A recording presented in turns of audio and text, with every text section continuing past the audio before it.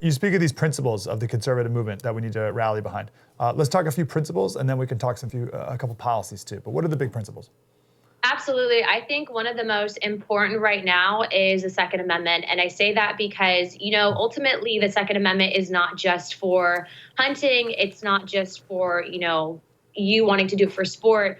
It's ultimately was put in place. And, I'm not a prep or anything or a conspiracy theorist, but it's put in place to empower the individual and the citizen over their government.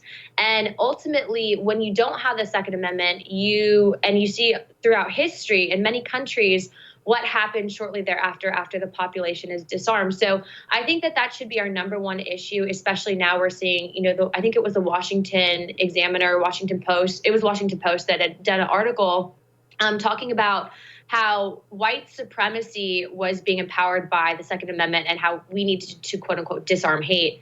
That's the farthest thing from the truth. I'm a survivor of armed robbery, a school shooting, and ultimately a home invasion. And I'm the first one to say that doesn't, just affect those quote unquote hate groups. It affects everyone. So that's something that we need to keep an eye on. But also too, I think a huge one that a lot of people aren't talking about is, our spending. We have these people in office that, don't understand. And I think they understand, but I don't think that they care that there's an entire young generation that's going to have to pick up the tab on a lot of these spending bills that they're pushing through. And these are massive spending bills. So think about the legacy in the country that you're leaving for your children. And then the other thing would be, is that, I'm always going to be a firm, believer in science, but I also believe that, if you want to believe in science, you have to argue for pro-life causes and topics.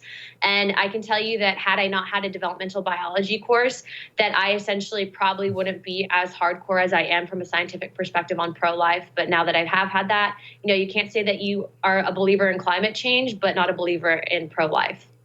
Yeah, I like that. So it's pro-life, Second Amendment, and spending. I think those are three top issues. On the Second Amendment one, I think we need to tap back into the beginning of COVID when there was so much fear going around of what's going to happen next. And grocery stores were closing and all this stuff. And remember, gun sales shot through the roof. And it wasn't just crazy conservatives. It was progressives who were like, oh, I get it now, why the Second Amendment's important. And we got to tap back into that, among other reasons that you've experienced too.